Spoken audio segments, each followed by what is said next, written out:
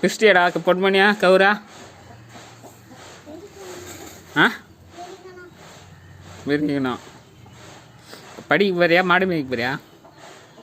ஆ சொல்லு சொல்கிறா பொன்மணியா. ஆ படிக்க போறியா மாடு மேய்க்க போறியா? சொல்லு. உங்கள் அப்பாவுக்கு ஃபோன் பண்ணுறேன் சொல்லு. என்ன சொல்ல என்ன படிக்க போறியா மாடி மேய்க்க போறியா? ஆ வாய்த்தான்னு சொல்கிறா. ஃபோனு வருதுல்ல. ஆ ஐயோ ஃபோன் பண்ணி